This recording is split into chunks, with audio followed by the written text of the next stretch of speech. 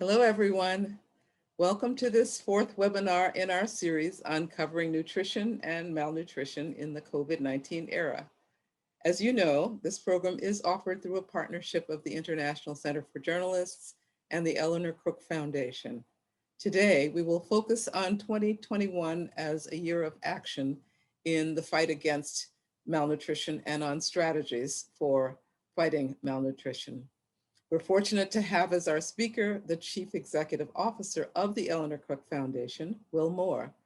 ECF has been an essential partner in this program, and we at ICFJ appreciate their support and their commitment to good journalism about this important global issue. Your ICFJ team, once again, will include Taylor Dibbert and Paul Adipoju, our program managers, and of course, our journalist and media trainer, Mercedes Sayaguez, who will lead the conversation once again after Will's presentation.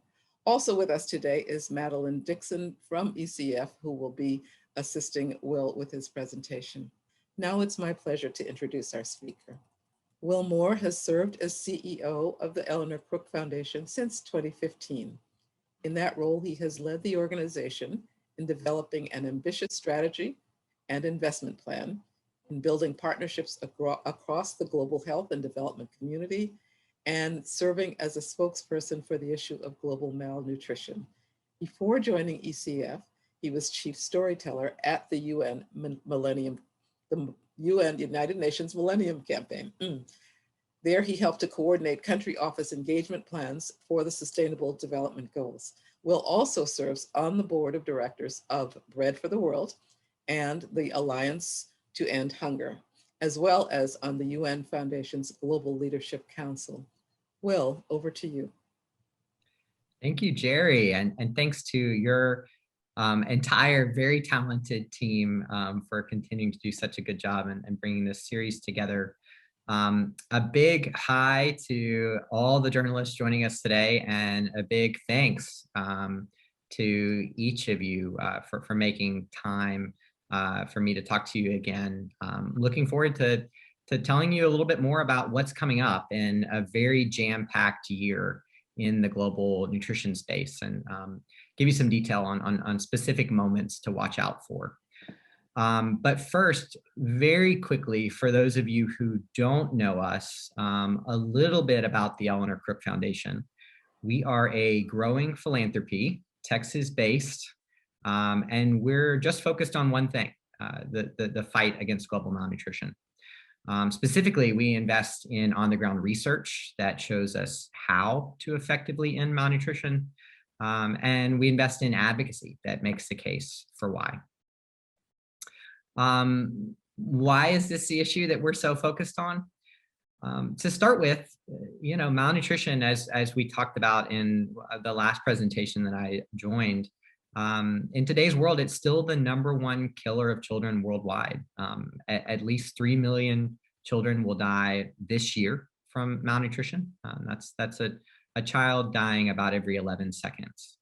And an important thing to know is that most of these deaths, they don't occur in famine situations, which is oftentimes when we see images of severe malnutrition. That's the background, and certainly it is a huge problem in places like Yemen that are currently experiencing extreme food insecurity right now. But most cases of severe malnutrition occur in really pretty stable, easy to reach places like Uganda or India, where food and many other basic health services really are available. So, and beyond child deaths, a lot of children are malnourished and survive. In fact, 1 in 4 children on Earth will be permanently stunted, both cognitively and physically, by malnutrition. So the magnitude of the problem is really immense. But the good news is that there are interventions that are proven to work, proven to prevent malnutrition and to treat malnutrition, and proven to be some of the most cost-effective tools across global health and development. The problem is that we're not doing them. less than 1% of total global development assistance is currently being spent on these high impact nutrition interventions. I want to also start with another thanks to you all, and we can move on to the next slide. I said the other week that journalists don't usually pay attention to this issue, but you all are paying attention. And I think there's one other very notable exception, which is Nicholas Kristof at the New York Times. And I just want to flag this for everyone, encourage you all to check out his articles on global malnutrition, which are really moving and have actually made a real difference in educating members of Congress and other decision makers on the need to finally address this issue.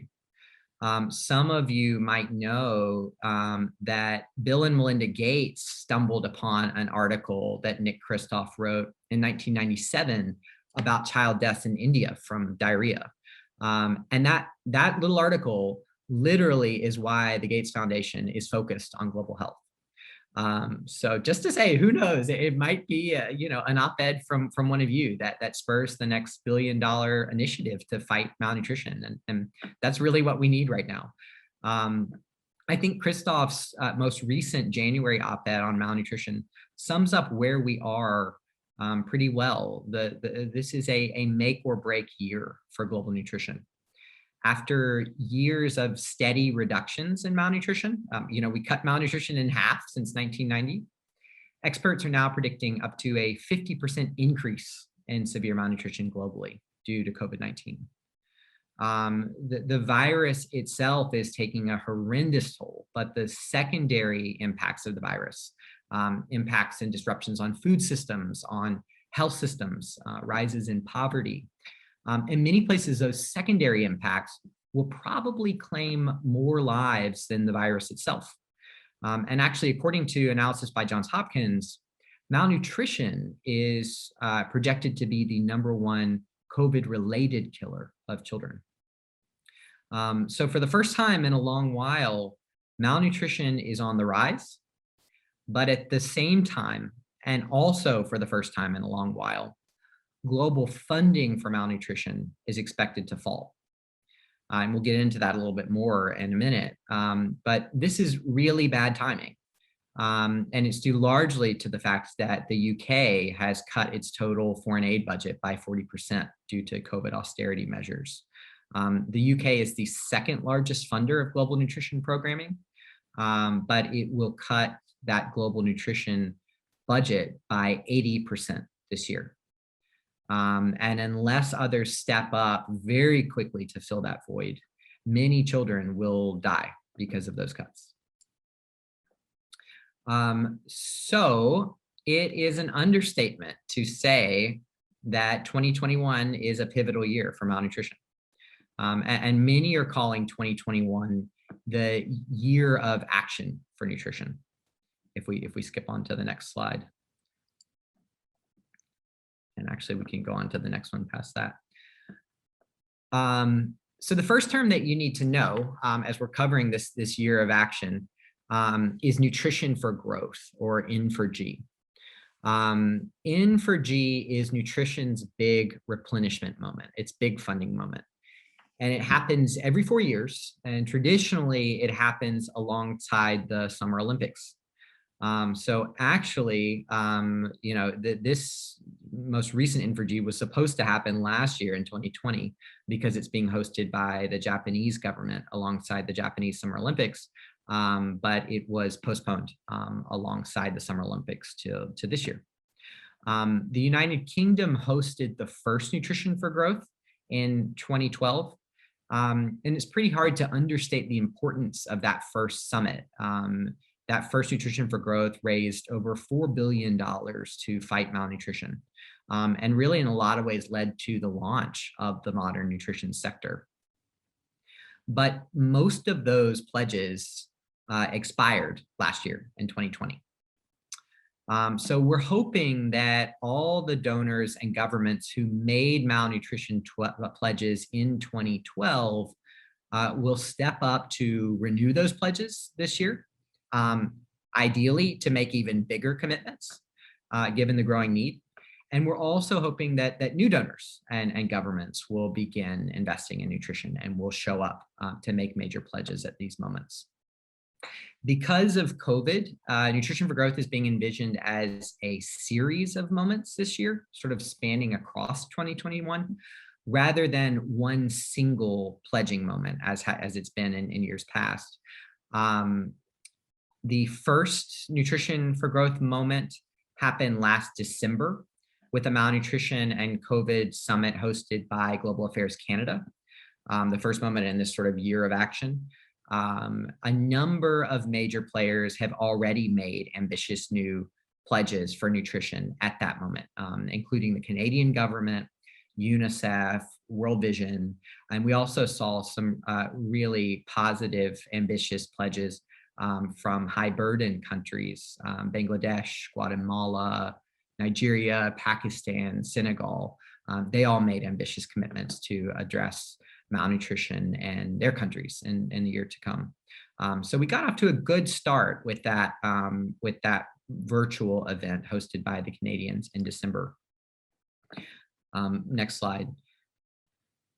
And here you can kind of see some of the other major moments over the course of the rest of the year. We just had the G7 where there was some good conversation about malnutrition, particularly fighting malnutrition in famine context, which has historically been a bit priority for the UK, who hosted the G7 this year. The next major moment coming up, and this is a massive moment, it has been a massive undertaking, is the UN Food Systems Summit. And that's going to involve leaders from dozens of countries, and it'll span many, many issues. Much of it will be focused on the future of food systems and climate smart agriculture. But there will also be ample focus on high impact nutrition commitments as well. And some of the largest global nutrition pledges are expected to be made at the UN Food Systems Summit. And that will probably include the Gates Foundation's major multi-year pledge. And Gates recently hired a new nutrition director and recently completed a multi-year strategy refresh on nutrition. So there should be some very interesting details about how they see the future of nutrition and how they plan to invest their resources in this issue in the future. And they're, rank amongst the top bilaterals in the level of funding that they have put forward historically for nutrition, and we hope that they'll at least sort of hold that level of commitment steady into the future. So lots of opportunity to engage with the UN Food Systems Summit, and we're happy to provide more information on that. The next big moment will be the UN General Assembly. And we do expect to see some major conversation and pledges around global nutrition at that moment.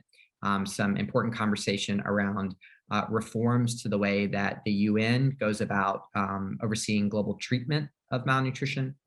And it's even possible that President Biden could make a pledge to fight global malnutrition in New York in September at the UN General Assembly. And then the last moment that's on the calendar as of now that's worth just flagging is the Nutrition for Growth Summit itself. Japan will host an official summit in December, and this will be a capstone moment for the year of action. All the previous pledges that have been made over this year of action will be recorded, and they will be then tracked by an official tracking mechanism to make sure that donors follow through. And we hope that many new pledges will also be made at that moment. This is a moment when we expect many philanthropies and corporations and high burden country governments are expected to announce their commitments. So if you're interested in covering any of these moments, I would also just put it out there that our team would be happy to do what we can to help you gain access to those. So please feel free to reach out. I want to talk a little bit more about high burden country commitments. If we go on to the next slide. Because this is really the future of global nutrition and global health more broadly. Donor funding on an issue like malnutrition is absolutely indispensable. In low and middle income countries, resources are really limited, and there are so many essential competing priorities. And high burden countries just don't yet have the resources to provide all of their people with everything that one needs to live a modern, healthy, and dignified life. But they're getting there, and economies are growing, and we're seeing that the biggest gains in the fight against malnutrition have been made in countries where the host government and local communities have really prioritized the issue, have really provided leadership, and have pooled their own resources where they can alongside donor resources. So when we see high burden countries stepping up at these pledging moments with bold and measurable commitments to fight malnutrition, that's particularly exciting and important. And I just wanted to give a few examples of that. From the first one is Peru. From 2008 to 2016, Peru cut its levels of chronic malnutrition by more than half. And the Gates Foundation's, the Gates Exemplars in Global Health Initiative did an analysis which found that economic growth definitely contributed to that reduction in chronic malnutrition and stunting, but other factors were more significant. The stunting reduction, it wasn't uniform across the country, but there was significant reduction across all states and across all economic quintiles. And the fact that stunting fell sharply, even in poor rural communities that didn't see such a bump in income prosperity, the fact that we saw stunting fall in those communities is definitely an indication that the global health programs that were really focused on targeting stunting were very effective. And Peru really focused on improving healthcare and incentivizing access to nutrition services through antenatal care and preventative care and through immunizations. And it's also worth noting that Peru accomplished this on a really tight budget. The country spends only about 5% of its budget on health, which is significantly below the Latin American average of almost 8%. But we saw these enormous gains because they really prioritized this issue. They really focused, and donors really fell in to support that country level leadership. The other example that I think is really worth pointing out is Rwanda. If we go on to the next slide. Rwanda has also made a major recent nutrition commitment that's starting to pay dividends. This one was really championed from the very top of government. President Kagame has set a target to cut chronic malnutrition in his country by more than half by 2024. And because this is coming straight from the president's office, we're really seeing the whole country respond.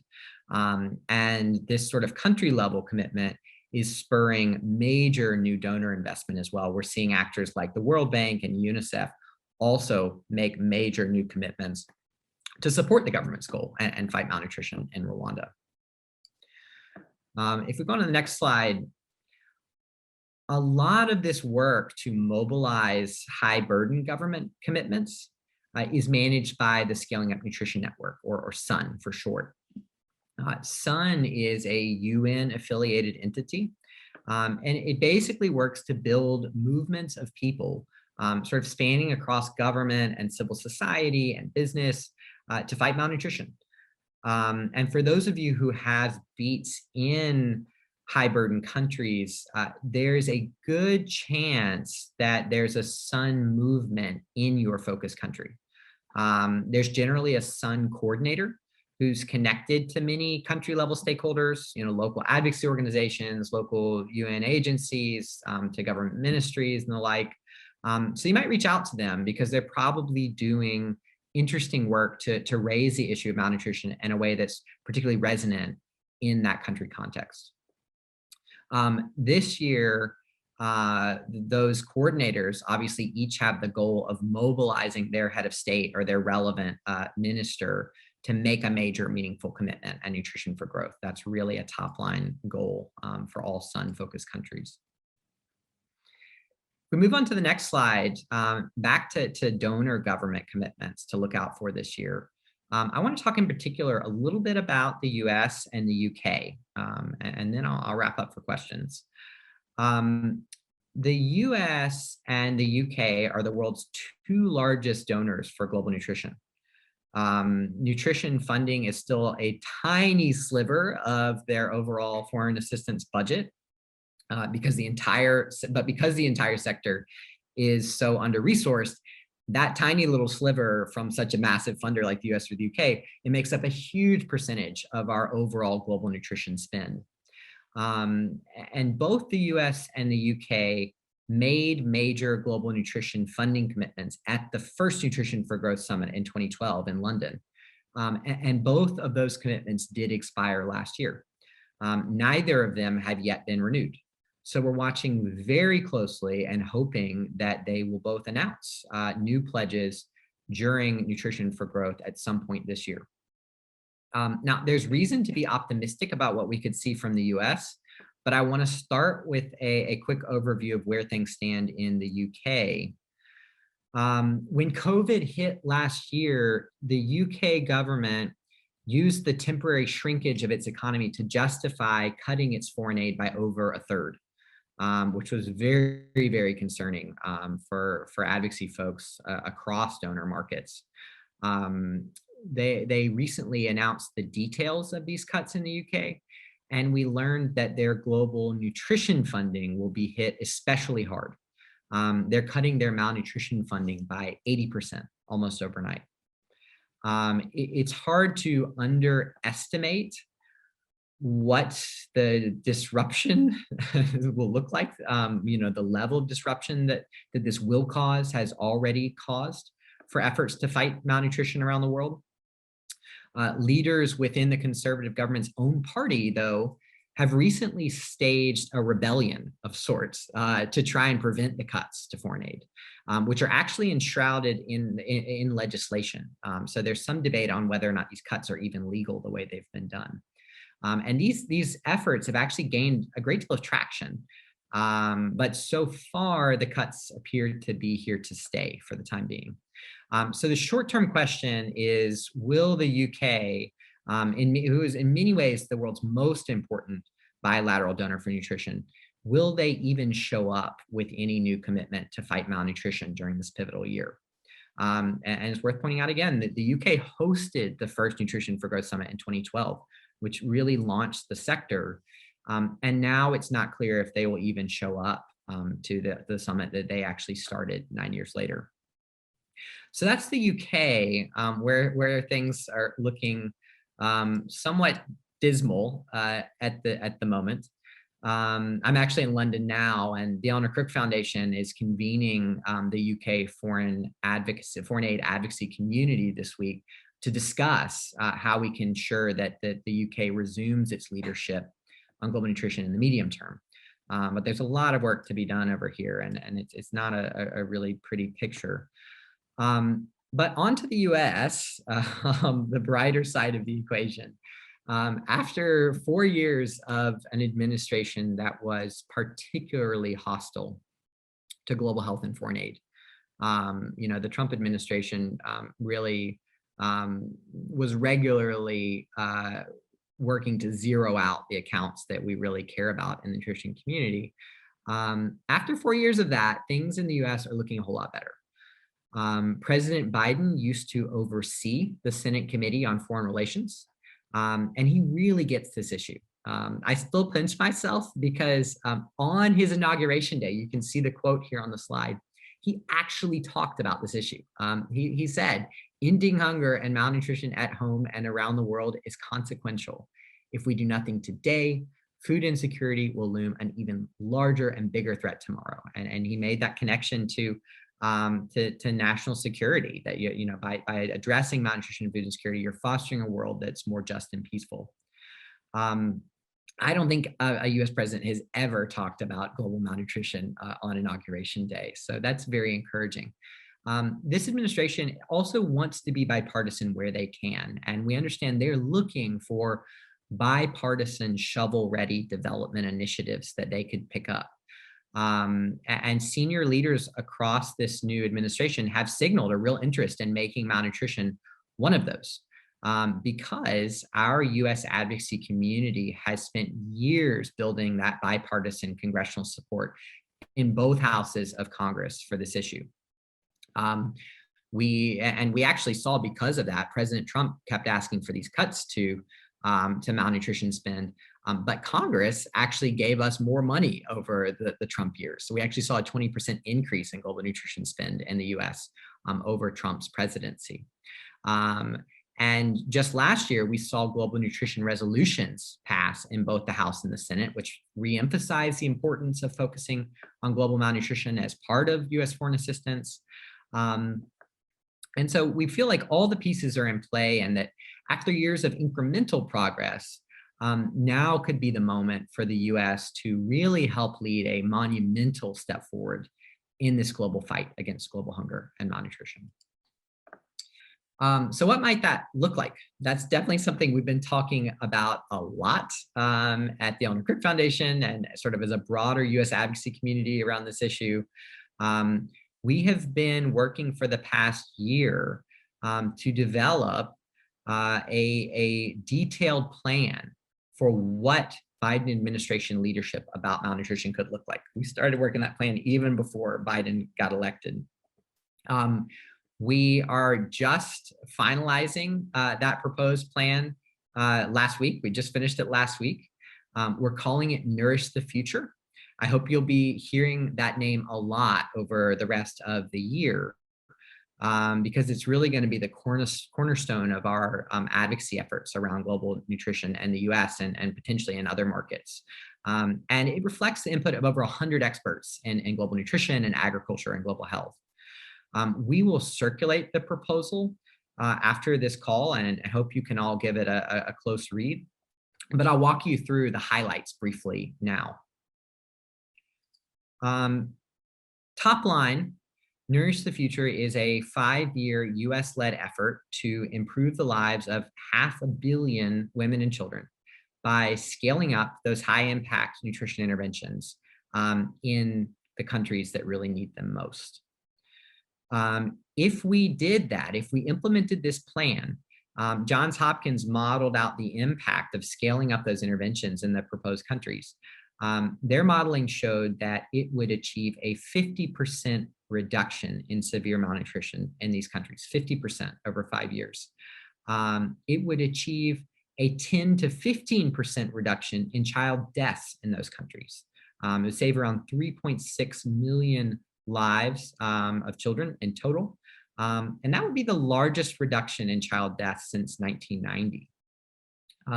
And the cost, all things considered, is pretty low. The cost to scale up this full plan comes out to $887 million a year. And we like to say that's about a third of what the US spends on Halloween candy each year. So we definitely think that it's something that we can afford to do. And when you look at what we could achieve with that funding, it really seems like a no-brainer. So big picture, how does the plan work? If we go on to the next slide, it's really got 2 tracks. It focuses on scaling up solutions to malnutrition through food systems, as well as scaling up nutrition solutions through health systems. And not only that, but really integrating those high impact nutrition interventions into those local food and health systems, and also better aligning food and health systems. Right now, food systems and health systems generally operate in silos across contexts. And Nourish the Future would really help to bring them together in this unified focus on fighting malnutrition and improving human health through food and nutrition. If we go on to the next slide, in terms of the health system focus, the health system half of Nourish the Future is really focused on scaling up what we call the Power 4 interventions. Johns Hopkins develops the Power Four, and they basically asked, what would be the most cost-effective nutrition interventions in terms of saving lives across context? And they plugged this into what's called the lives saved model, the LIST model, and looked at various nutrition interventions and their outcomes across countries. And 4 interventions really stood out from their cost-effective life-saving potential. And that's what we call the Power Four. And the Power Four really nicely spans this crucial 1,000-day period between a child's conception and her 2nd birthday, which is the most essential period to make sure that children have access to good nutrition. The first of the 4 interventions starts even before a child is born. It's making sure that moms have access to prenatal vitamins, making sure that children have access to the micronutrients that their bodies need to develop in the womb. The second of the 4, when a child is born, making sure that their mother has access to breastfeeding support so that they understand the importance of breastfeeding, and that they have support in doing it properly. Breastfeeding is super, super life-saving. It's really crucial to building a young child's immunity. It's often called a child's first vaccine because it actually passes on immunity from the mother to the child in the breast milk and in that body-to-body contact. The third of the 4 interventions is vitamin A supplementation. So another very simple, very cheap, very cost-effective and life-saving intervention. It's basically 2 drops of this high density vitamin A solution on a child's tongue. They only need it twice a year for the first 2 years of life. So it's typically actually delivered alongside vaccination campaigns, which have similar frequency of delivery. Super life-saving. Vitamin A can reduce a child's overall risk of dying by 24%.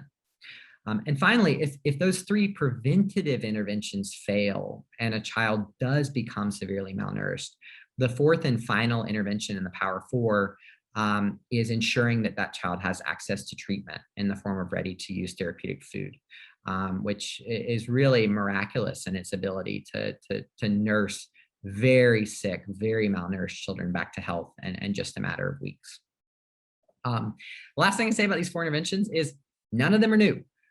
We've known about them for 20, 30, 40 years. We just had not prioritized them as a global health community.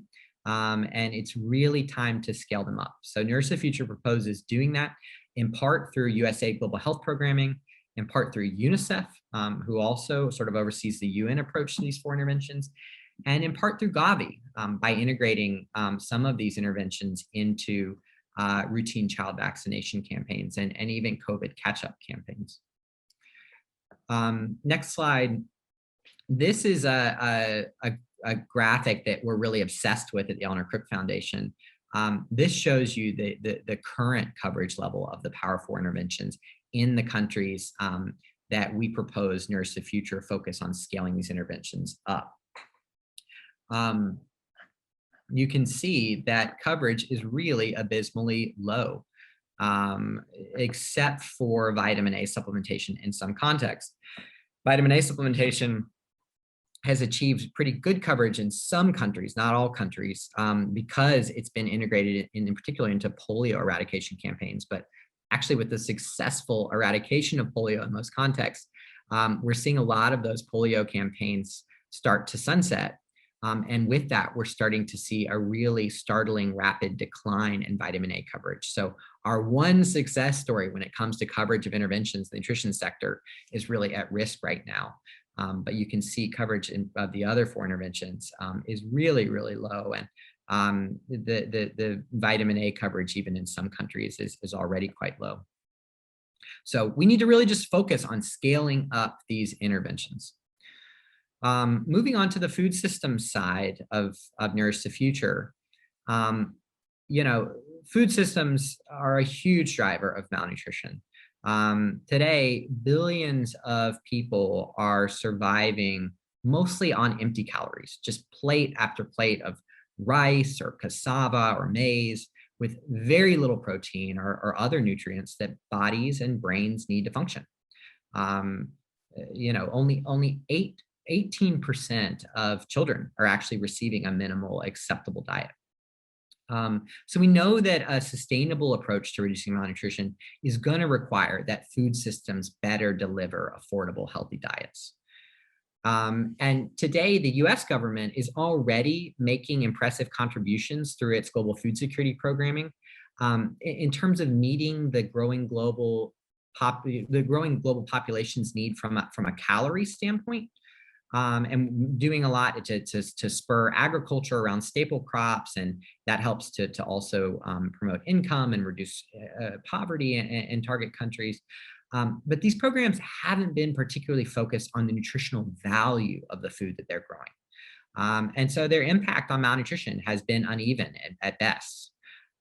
So through Nourish the Future, we're proposing 6 food systems transformations that have the potential to support agricultural productivity, but also really accelerate the impact of our global food security and agriculture programs on human health and nutrition. So this would include a focus on just growing more nutritious foods, growing less traditional maize and cassava, and more foods that really do have good nutrition. It would focus on distributing nutritious food supplements in highly food insecure regions, places where there are regular hunger seasons, where it's not going to be feasible in the short or medium term for folks to get that nutritious diet through food that's locally grown. It's focused on improving food safety. It would be focused on reducing food loss, which is a huge problem. A huge proportion of food in developed and developing countries goes to waste, often before it even reaches the table.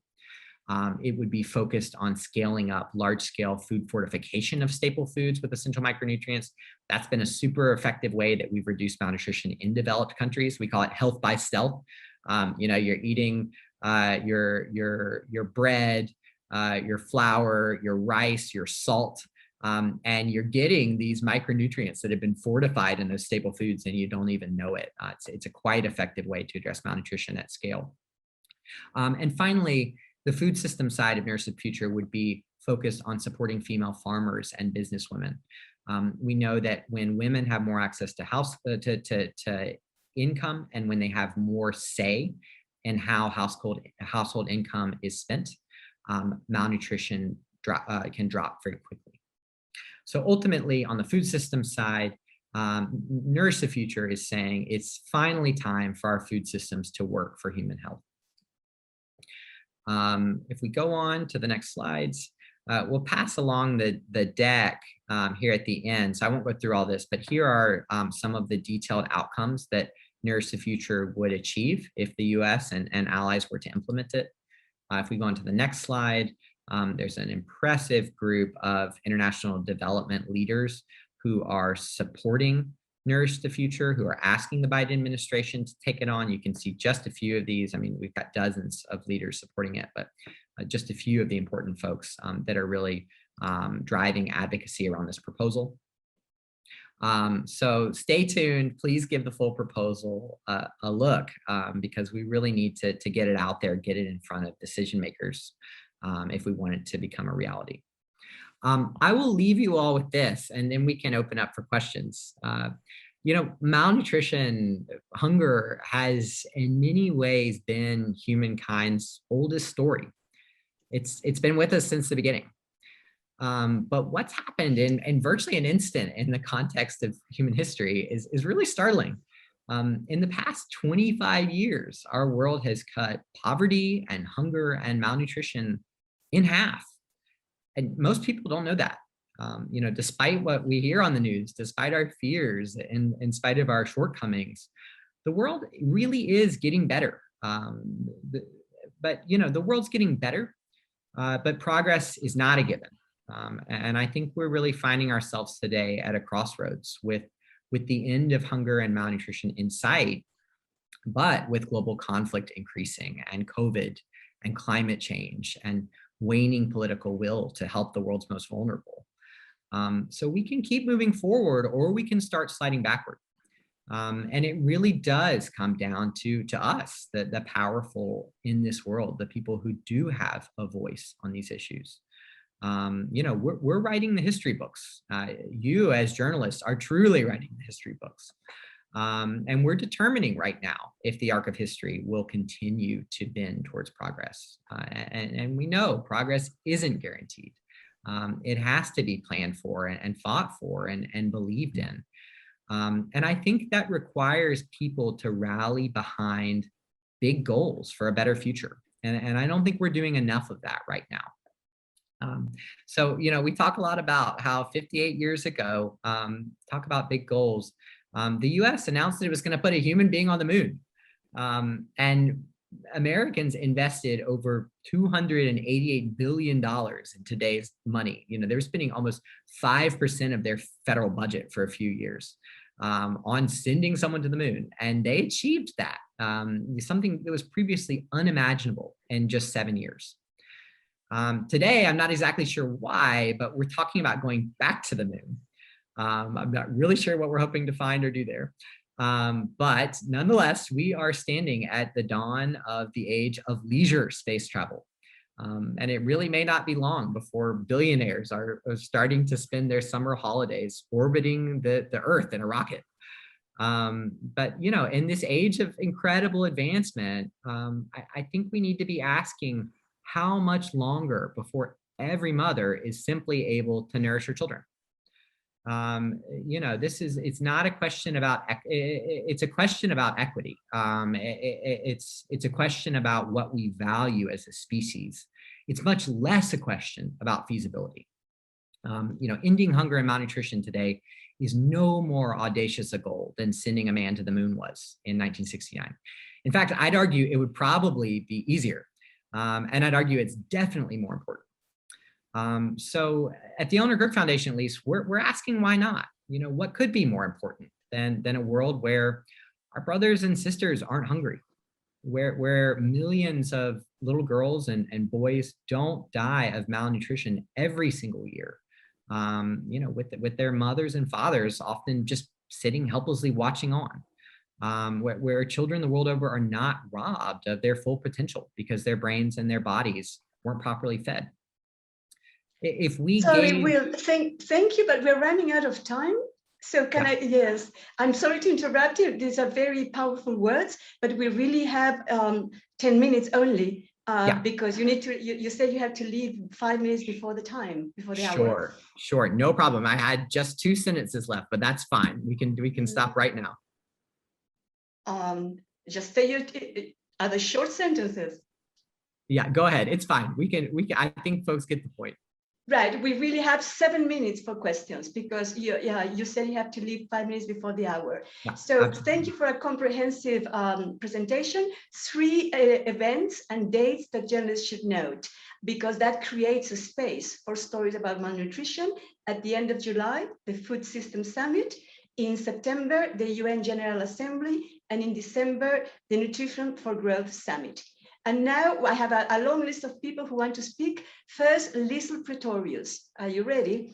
We are going now from the macro to the micro with Liesl's questions from South Africa. Liesl? Thanks, Mercedes. Thanks, Will. So I'm wondering what about systems, food system, health system, etc. So if I'm writing for an audience of people who are not involved in government, NGOs, they don't affect policy, what can they do at that level to help solve the problem? Yeah, I think individuals should realize the power of advocacy as well. We know leaders in most places, they do respond to the things that their people are asking them to respond to. So I think if folks really are speaking out more loudly about the malnutrition that they're seeing around them, I think that's how we're going to see change. And right now, a lot of this advocacy is at the global level as well. It's not nearly as robust at the local level. So I would really encourage people, don't pick up a spade, pick up a pen, create an advocacy group, write your local leaders and just say, this is an issue that I want to end. I don't want to live in a world anymore where my neighbors are literally going hungry, and we could do something about that. Thank you. Theophilus Chuma from Zimbabwe. Theophilus, unmute yourself. Theophilus? Can you hear me now, please? Yes. Yes, Go can ahead. you hear me? Thank you. That's quite an insightful presentation by Will there. But my question is, given that the United Nations has set targets to meet by 2025, what are some of the priority interventions for African countries so that they expedite the process of meeting these targets, given the many challenges that are facing the African countries when it comes to malnutrition? Yeah, great question. So the Lancet and the World Bank did an analysis in 2015 when these 2025 WHO targets that you're referring to were set. And they looked at what would be the most cost-effective 10 interventions to scale up to help reach those WHO targets. So we can send those along as well. Coverage of most of those is still really bad, and those include the Power 4 targets that the Power 4 interventions that I mentioned. But there's several others, including large-scale food fortification and some others. So that analysis has been done. There just hasn't been a lot of really rigorous focus on scaling up those interventions. Thank you. Lucy Sheriff? Hi. I just wondered what role you think food security plays in undernutrition, and also how could developing in-country networks of local farmers with this focus on community distribution help boost food security? Yeah, absolutely. So, you know, the relationship between health systems and food systems for nutrition is really a little bit complex. We know from a food system standpoint, the food that we eat obviously has an immense impact on nutrition in our body, right? However, we know a lot less about how we can harness food system interventions at scale that would really make a dent in malnutrition.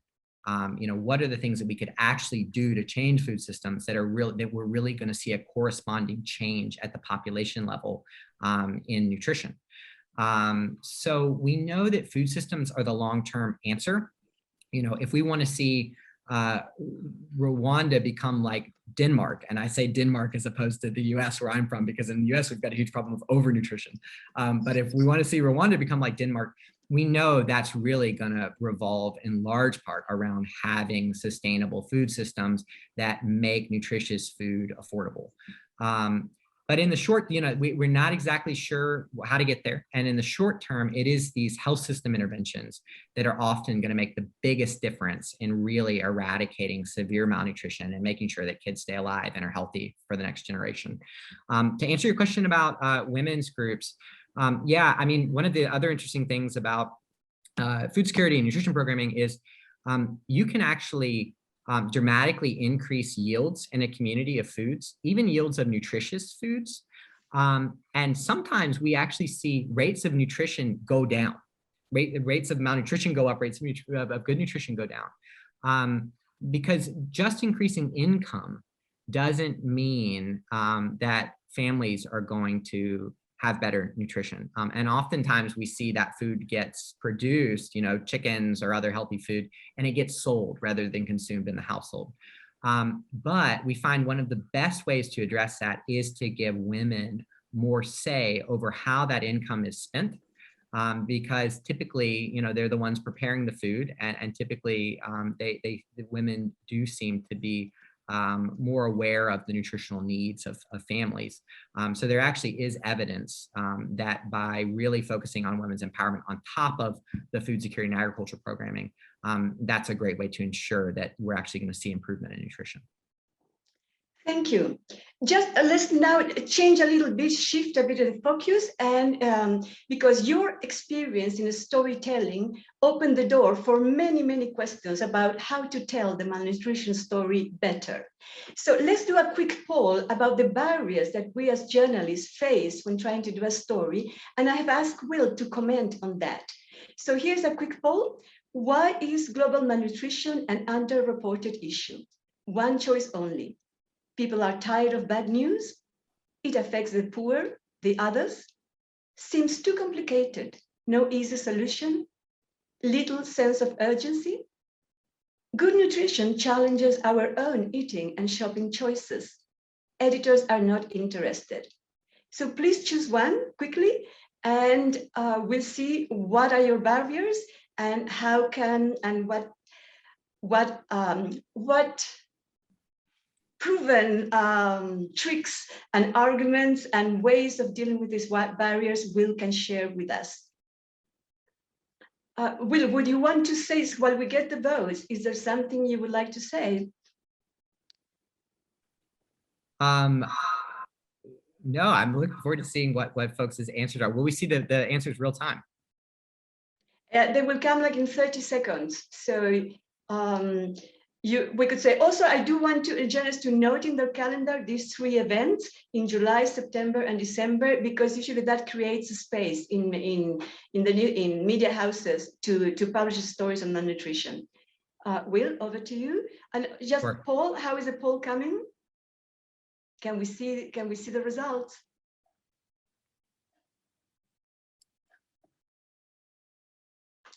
Okay, so let's see. Editors are not interested is now at 30%.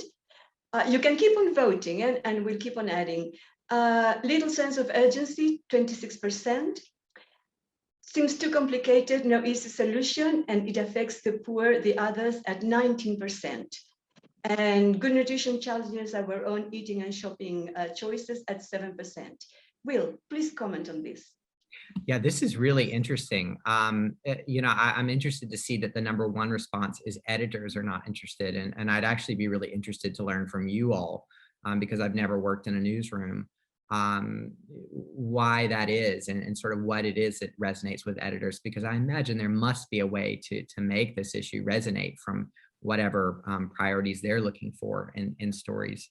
But I think, you know, a lot of these others as well, I mean, that it affects the other, that it seems too complicated, that it's hard to sort of contextualize it with a sense of urgency. It sort of seems like one of those timeless issues. That's all true. And one of the things that I think, you know, from a storytelling perspective is most important, and this is so trite and you all know this already, I'm sure, as journalists, but the story of the individual here is what I really think, you know, makes this issue seem actionable, makes it seem urgent. I think that's what Nick Kristof has done so well in some of his past op-eds, you know, and the one in January. He talked about this one child, Abdo, who died of severe malnutrition. And, you know, he contextualized the macro statistics. You know, imagine 168,000 Abdos, you know, really drawing it from that level. And I think if you all really want to write powerful stories on this, I think the most important thing that I wish we could provide to you, but with COVID, it's so difficult, way more important than hearing from someone like me, is to just get out there into communities and see malnourished children and interact with parents of malnourished children and really tell those individual stories, because I think you also start to see how basic some of the drivers are that are causing, you know, these children to die or to be permanently impacted.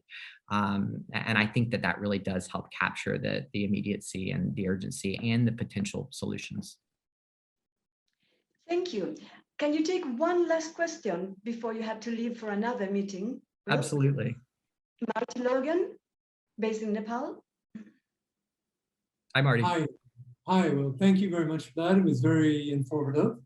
One thing that you didn't mention that I'm curious about, I mean, we all know that climate change is having a big impact on so many issues, including agriculture and therefore on nutrition. I'm just wondering how that's playing into advocacy going into this year. You would think that would be an argument for increased funding for nutrition. Is it playing into the activities? Are donors receptive? How's it being portrayed? Yeah, it's a great point. It's a story we need to be telling more. I think you are absolutely right. Climate change is, well, it is proven to be exacerbating problems of malnutrition around the world. It's actually, it's making food more scarce. It's making food less nutritious, and it's accelerating famine. And I think we need to be talking about this as an issue of climate equity.